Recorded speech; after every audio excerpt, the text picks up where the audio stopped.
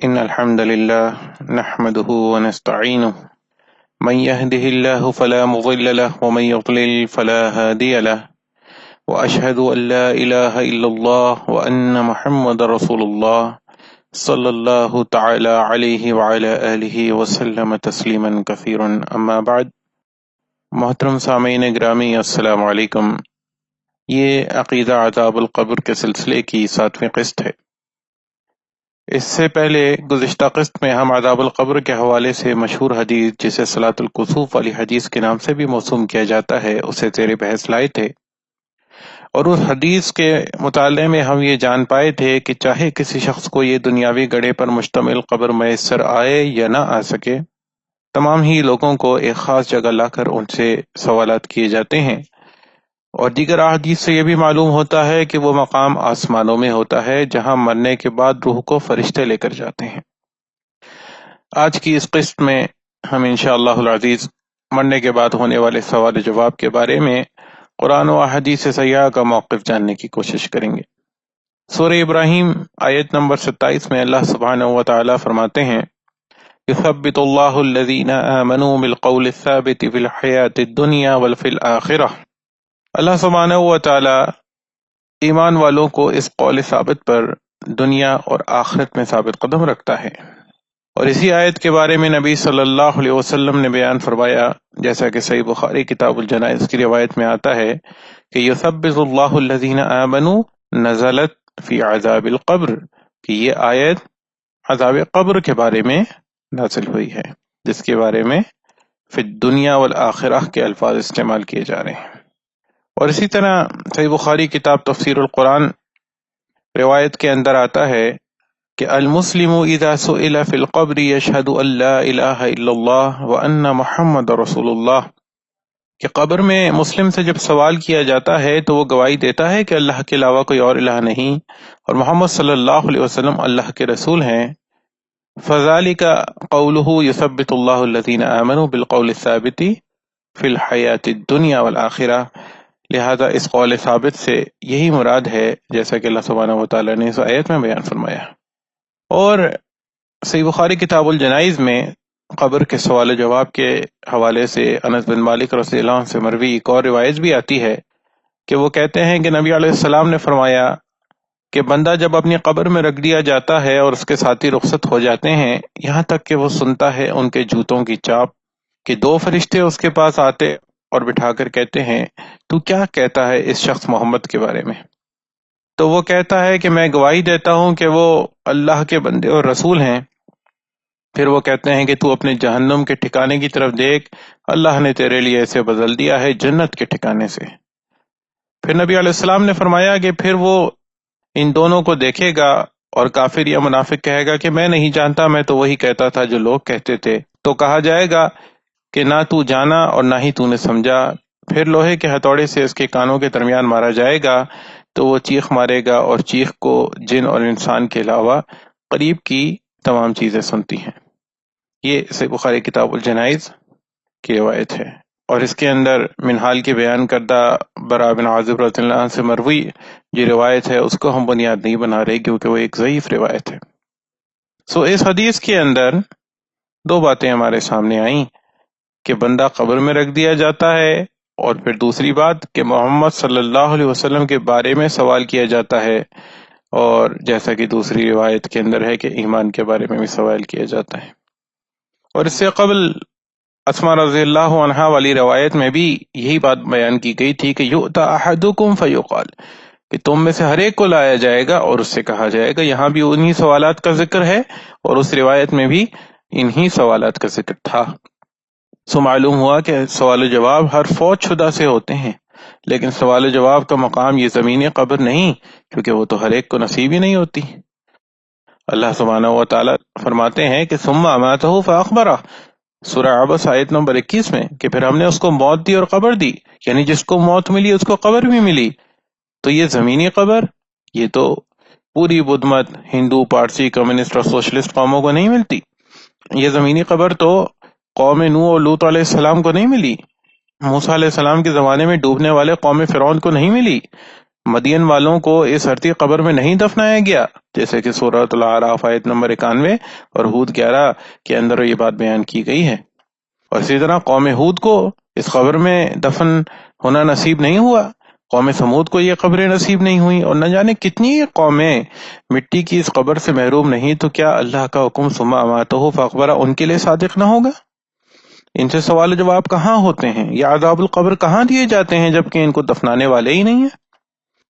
اور یہی بات قرآن کی سورہ انعام کی آیات 61، 62 اور 93، 94 اور اسی طرح سورۃ الجمعہ کی آیت نمبر 8 میں بیان کی گئی ہے کہ مرتے ہی انسان کی روح آسمانوں میں اللہ کے پاس پہنچا دی جاتی ہے۔ اور یہی بات اس سے قبل ابو ہریرہ رضی اللہ عنہ کی بیان کردہ حدیث میں ہم نے مطالعہ کیا کہ ہر وفات پانے والے کی روح کو فرشتے آسمانوں میں اللہ سبحانہ و تعالیٰ کے پاس لے جاتے ہیں۔ تو یہ وہ مقام ہے کہ جہاں مرنے کے بعد سارے کے سارے انسان لے جائے جاتے ہیں۔ تو اب اس حدیث صلاۃ الکتب والی حدیث کے الفاظ پر غور فرمائیے کہ یؤتی احدکم، تم میں سے ہر ایک کو لایا جائے گا، یعنی ہر ایک کے ساتھ ایک ہی جیسا معاملہ ہوگا، جبکہ دنیاوی قبر کے حوالے سے ہر ایک کے ساتھ ایک جیسا معاملہ نہیں ہو رہا۔ ہر مرنے والے سے سوال ہوں گے، چاہے اسے دنیاوی قبر دفنایا گیا ہو یا نہ گیا ہو، چاہے اس کا جسم جلا کر راکھ کر دیا جائے یا پرندے اور درندے کھا جائیں یا سمندر میں ڈوب کر گل جائے۔ اور اگر ہم سورہ انعام کی آیت کو دیکھیں جس میں اللہ سبحانہ و تعالیٰ فرماتے ہیں کہ وَلَقَدْ جِئْتُمُونَا فُرَادَىٰ كَمَا خَلَقْنَاكُمْ أَوَّلَ مَرَّةٍ وَتَرَكْتُم مَّا خَوَّلْنَاكُمْ وَرَاءَ ظُهُورِكُمْ،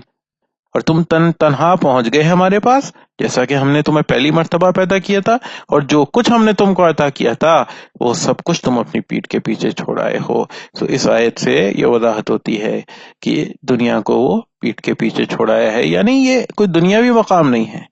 اور دیگر احادیث اور آیات سے پتہ چلتا ہے کہ آسمانوں میں یہ سارا معاملہ ہو رہا ہے۔ اور اس سے پہلے سنن ابو داؤد کی ایک حدیث یہ بھی زیر مطالعہ رہی ہے ہمارے کہ بنی اسرائیل کے ایک فرد نے ایک دوسرے سے کہا کہ اللہ تجھے معاف نہیں کرے گا، تو جب دونوں کی روحیں اللہ تعالیٰ کے پاس گئیں تو اللہ نے ایسا کہنے والے کو جہنم اور جسے کہا گیا تھا اسے جنت میں داخل کر دیا۔ گویا یہ سوال و جواب روح ہی سے ہوتے ہیں اور روح کو جنت یا جہنم میں داخل کیا جاتا ہے۔ اسی طرح صحیح بخاری کتاب الانبیاء کی روایت ہے کہ نبی علیہ السلام نے فرمایا کہ پچھلی قوموں میں ایک شخص کے پاس موت کا فرشتہ آیا کہ اس کی روح قبض کرے۔ پھر اس سے سوال کیا کہ کیا تمہیں کوئی اپنی نیکی یاد ہے؟ اس نے کہا مجھے تو یاد نہیں۔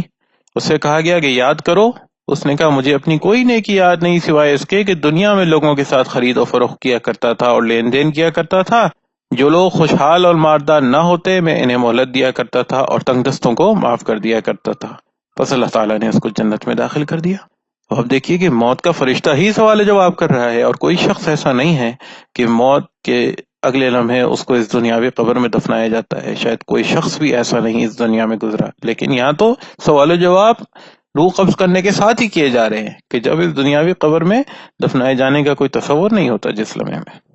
اور یہ بھی ایک بات کہی جاتی ہے کہ جی قبر تو اس دنیاوی کڑے کو کہا جاتا ہے، آپ جو کہہ رہے ہیں کہ جنت یا جہنم میں یا عالم برزخ، اس کو تو قبر نہیں کہا جاتا۔ تو اللہ کے نبی علیہ السلام نے اس قبر کو بھی قبر ہی کہا ہے،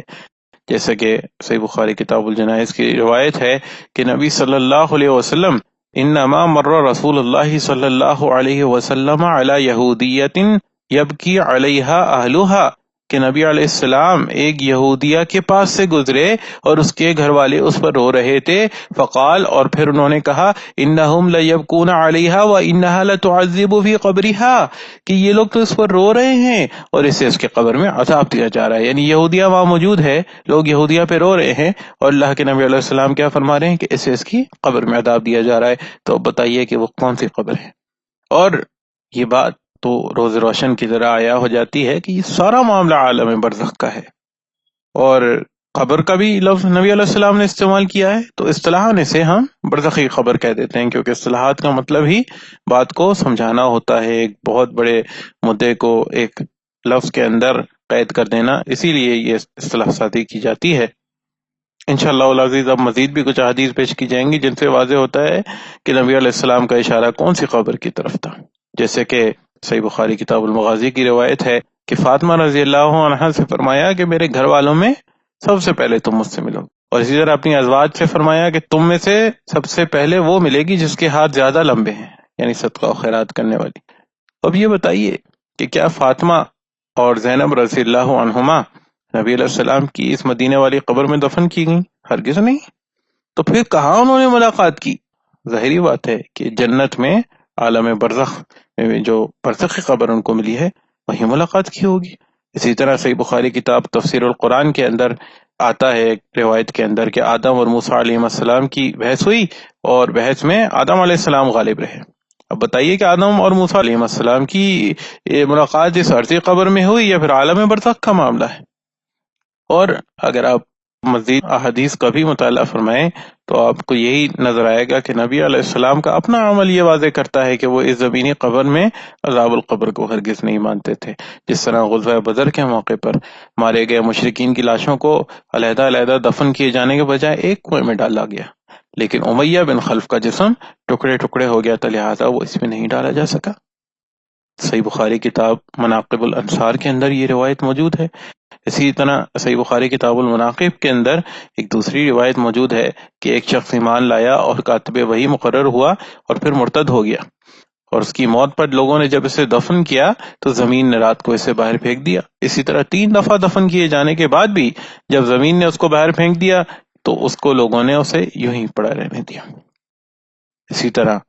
صحیح بخاری کتاب الصلاح کے اندر روایت آتی ہے کہ نبی علیہ السلام نے مسجد نبی کی تعمیر کے لیے جس جگہ کا انتخاب کیا وہاں مشرکین کی قبریں تھیں اور نبی علیہ السلام کے حکم پر وہ قبریں کھود دی گئیں۔ اب آپ غور فرمائیے کہ اگر اللہ کے نبی علیہ السلام کا عقیدہ یہی تھا کہ عذاب القبر اسی زمینی قبر میں ہوتا ہے تو وہ مشرکوں کی قبروں کو کیوں کھدواتے؟ یا پھر اللہ کے دشمن امیہ بن خلف کے جسم کے ٹکڑوں کو کنویں میں ڈلوانا چاہیے تھا تاکہ عذاب القبر کا وہ مزہ چکھے؟ اور اسی طرح وہ مرتد، وہ بھی عذاب سے بچ گیا جس کی لاش کو اس کی قبر نے باہر پھینک دیا؟ ہرگز نہیں۔ نبی علیہ السلام کے یہ اعمال اس بات کی بخوبی وضاحت کر دیتے ہیں کہ یہ دنیاوی گڑھے پر مشتمل قبر یہ محض جسم چھپانے کے لیے ہے، جیسے کہ قرآن کے اندر وہ حابیل اور قابیل کے واقعے کے اندر بتایا کہ کوے نے دفن کا طریقہ بتایا، اور وجہ کیا تھی؟ کیف یواری سوءۃ اخیہ، یہ کس طرح وہ اپنے بھائی کی لاش کو چھپائے۔ تو یہ چھپانے کا ایک معاملہ ہے، لاش کی تکریم کا ایک معاملہ ہے۔ تو سامعین گرامی، آج ہم نے قرآن اور احادیث کے جن دلائل کا مطالعہ کیا ان سے یہ بات روز روشن کی طرح واضح ہو جاتی ہے کہ مرتے ہی انسان کی آخرت شروع اور اس کی روح جنت یا جہنم میں داخل کر دی جاتی ہے، جہاں اس کی جزا و سزا اسی لمحے شروع ہو جاتی ہے۔ جسم سے روح نکلتے ہی انسانی جسم ہر قسم کے احساس سے بری ہو جاتا ہے اور پھر رفتہ رفتہ پھٹگل کر مٹی بن جاتا ہے۔ عذاب قبر عذاب الآخرہ ہی کا ایک حصہ ہے اور یہ سب آسمانوں میں یعنی عالم برزخ میں ہوتا ہے۔ اور آخری بات یہ ہے کہ قیامت کے دن یہ عذاب ختم اور پھر دنیاوی جسموں میں روح لوٹا کر اللہ سبحانہ و تعالیٰ دوبارہ انہیں زندہ کر کے جنت یا جہنم میں داخل کریں گے اور پھر ان کے لیے کوئی موت نہیں۔ السلام علیکم ورحمۃ اللہ وبرکاتہ۔